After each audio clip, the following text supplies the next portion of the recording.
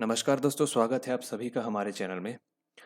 आज के इस वीडियो में हम चर्चा करेंगे मुगल वंश के संस्थापक यानी कि बाबर के बारे में, जो मध्यकालीन भारतीय इतिहास का सबसे महत्वपूर्ण शासक था और जिसके बारे में हर एग्जाम में प्रश्न आते हैं। बहुत ही महत्वपूर्ण प्रश्न बनते हैं कि जिसके द्वारा जो युद्ध किए गए हैं उनके बारे में पूछा जाता है और मुख्य परीक्षा में इसके व्यक्तित्व या इसके युद्ध पद्धति से संबंधित भी प्रश्न पूछे जाने की संभावनाएं हैं।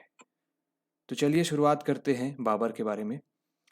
बाबर का सामान्य परिचय यदि हम देखें तो ये जो है तुर्की के चागताई शाखा से बिलोंग करता है। ठीक है, ये मेनली जो इसका जो उद्गम स्थान है वो तुर्की है, जहाँ पर चागताई नामक जो कबीला है उससे इसका उद्गम हुआ है। ठीक है, तो सबसे मेन इंपॉर्टेंट पॉइंट आपका ये है, मुगल जो है मंगोल और तुर्क के जो है मिश्रित थे। ठीक है, तो ये मुगल कहलाए। मंगोल और तुर्क दोनों वंशों के मिश्रण से एक नया वंश तैयार हुआ जो मुगल कहलाया। और मुगल का शाब्दिक अर्थ होता है बहादुर, तो ये अपने आप को बहादुर मानते थे। मुगल वंश का संस्थापक बाबर हुआ। बाबर का असली नाम भी कभी कभी एग्जाम में पूछा जाता है। जहीरुद्दीन मोहम्मद बाबर इसका नाम था। ठीक है, इनके माता पिता से संबंधित प्रश्न भी आ जाते हैं। तो इनके पिता उमर शेख मिर्जा ये तैमूर वंश के थे। ठीक है, उमर शेख मिर्जा। और इनकी माता कुतलुग निगार खानम ये मंगोल वंश की थी। तो इस प्रकार से तुर्क और मंगोल दोनों के मिश्रण से जो है मुगल वंश का बाबर जो है पैदा होता है। बाबर का जन्म 14 फरवरी सन 1483 को यानी कि वैलेंटाइन डे के रूप में आप इसको याद कर सकते हैं, 1483 को हुआ। 1494 में बाबर के पिता की मृत्यु हो जाती है, जिसके बाद ये जो है अपने क्षेत्र का जो है 12 वर्ष की आयु में जो है फरगना का शासक बनता है। फरगना एक जगह था जहाँ इसके पिता जो है प्रशासक थे। साथ ही उनके पिता के जो है आसपास के जो एरिया है, जो फरगना के एरिया है, वहाँ उनके पिता उतने प्रभावशाली नहीं थे। तो बाबर का जो आरंभिक जो जीवन था वो बहुत ही संघर्षपूर्ण था और ये 12 वर्ष की उम्र में ही जो है शासक बन जाता है, इसलिए संघर्ष और बड़ा इसके लिए हो जाता है। 1494 में समरकंद जो तुर्की एरिया का जो है मेन केंद्र था, जो सेंट्रलाइज्ड जो पॉइंट था समरकंद था, वो जो है रणनीतिक दृष्टि से बहुत ही मतलब महत्वपूर्ण जगह था। उसको 1494 में ही जीतने का प्रयास करता है पहली बार, और लेकिन ये असफल रहता है। ठीक है, इसके आरंभिक जीवन में कई असफलता मिली है, जिसके कारण ही ये भारत की ओर आगे बढ़ता है। ठीक है, 1497 में फिर 3 वर्ष के बाद जो है समरकंद को फिर जीतता है और जीतने में सफल हो जाता है। परंतु ये जीत जो है इसकी केवल 100 दिन तक रहती है, उसके बाद जो है वहां से इसको भागना पड़ जाता है। ठीक है, वहां के जो भी प्रशासक रहते हैं और भी अन्य, वो इसको जो है वापस समरकंद को छीन लेते हैं। इसके बाद 1501 में पुनः ये जीतता है। ठीक है, यहाँ से देखेंगे आप, पहले 1494 में पहली कोशिश करता है जो नाकाम रहती है। उसके 3 वर्ष के बाद जो है ये फिर जीतता है 100 दिन के लिए। उसके बाद फिर 1501 में पुनः फिर ये जो है 4 साल के बाद ये जो है पुनः फिर जीतता है और इस बार जो है 8 महीने के लिए जो है समरकंद पर ये जो है राज करता है।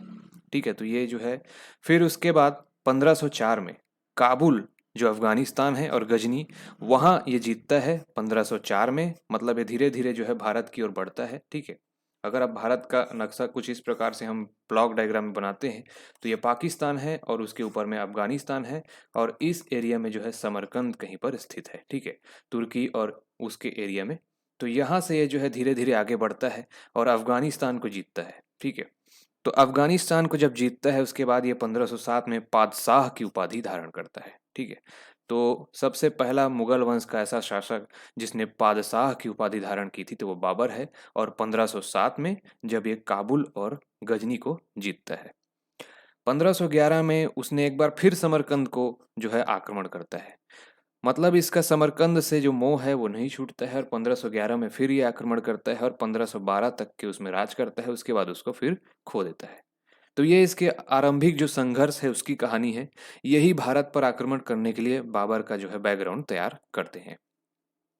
अब ये जो है मध्य एशिया जो मिडिल ईस्ट कहते हैं और समरकंद, इन सारी जगह में असफलता इसको बार बार मिलती है, जिसके कारण ये जो है भारत की ओर रुख करता है। ठीक है, अब शुरुआत कैसे होती है भारत में आने की, तो भारत के जो पश्चिमोत्तर प्रांत है, जो पाकिस्तान वाला एरिया है, 1519 में जो है उसकी सीमा में बाजौर और भेरा के किले को ये जीतता है। ठीक है, उसके बाद 1519 में पेशावर तक आ जाता है जो पाकिस्तान में है। ठीक है, तो ये बाजौर, फिर भेरा, फिर पेशावर तक आ जाता है। और बाजौर, भेरा और से लेकर के पंजाब के सियालकोट तक की ये 1520 में जो है पहुंच जाता है। ठीक है, उसके बाद 1524 में लाहौर के सहित लगभग पंजाब के जो अधिकांश जो भाग होते हैं उनको जो है बाबर जीत लेता है। तो ये बाबर का आरंभिक जो है पश्चिमोत्तर भारत में जो है ये आक्रमण जो है। ठीक है, तो ये आपका बैकग्राउंड है। इसके बाद जो है वो धीरे धीरे आक्रमण करता है और वापस लौट जाता है। वो ये परखता है कि भारत में किस प्रकार से रणनीतिक रूप से मुझे आगे बढ़ना है, और वो बार बार आक्रमण करके जो है वापस हो जाता है। ठीक है, तो 4 बार आक्रमण करता है। उसके बाद 5वें आक्रमण में ये जो है पानीपत के जो प्रथम विश्व युद्ध है, प्रथम युद्ध है वो होता है। ठीक है, जो 21 अप्रैल 1526 को होता है। ठीक है, इसमें बाबर दिल्ली सल्तनत के शासक इब्राहिम लोधी को जो है पराजित करता है। इसके पहले तक जो है भारत में सल्तनत वंश चलते रहता है। ठीक है, दिल्ली का जो है मेन जो है केंद्र बिंदु रहता है सल्तनत वंश का दिल्ली।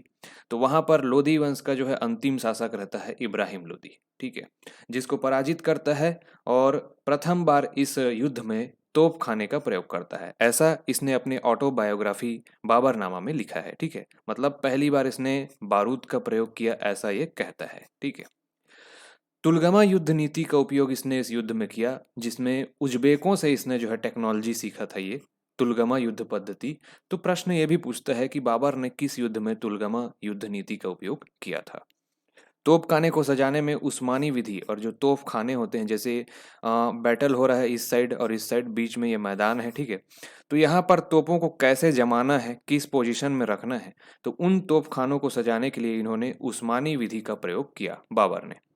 तोप का जो संचालन करता था वो उस्ताद अली कुली था। ऐसे भी क्वेश्चन आते हैं कि बाबर का जो तोप संचालन है वो किसने किया। ठीक है, ऑब्जेक्टिव में आपको पूछ देगा। तो उस्ताद अली कुली। बंदूकधारियों का नेतृत्व करता उस्ताद मुस्तफ़ा खां।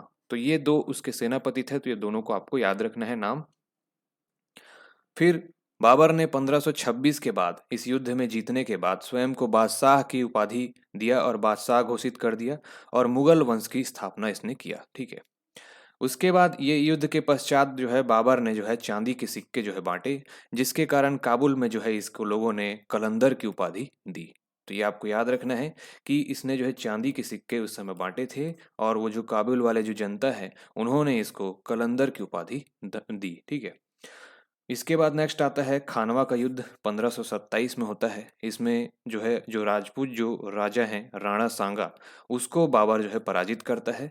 इस युद्ध में पहले जो युद्ध था, जो पानीपत का युद्ध था, उसमें बाबर आसानी से जीत जाता है। परंतु जो सेकंड वाला जो रहता है वो इसके लिए टफ रहता है, क्योंकि राणा सांगा बहुत ही प्रभावशाली और जो है कुशल राजा रहता है। ठीक है, जिसको पराजित करने के लिए जो है ये शुरुआत में नर्वस रहता है, परंतु ये अपने लोगों को जिहाद का नारा देता है। ठीक है, जिहाद मतलब अपने इस्लाम धर्म की रक्षा के लिए लड़ा गया युद्ध, ऐसा उन लोगों को नारा दे करके प्रेरित करता है, और ये इस युद्ध में भी जो है सफल होता है। इस युद्ध के पश्चात ये गाजी की उपाधि धारण करता है। गाजी का मतलब होता है काफिरों को मारने वाला। ठीक है, और ये जो है इस प्रकार से नृशंस हत्या करता है राजपूतों की, और उनके सिरों को अलग करके धड़ से, और वो पूरा ढेर बना देता है। ठीक है, कुछ इस प्रकार से ढेर बना करके मतलब ये जो है इस विजय को दर्शाता है। तो ये था खानवा का युद्ध। इसके बाद जो है चंदेरी का युद्ध होता है। इसमें भी जो है राजपूतों के विरुद्ध होता है।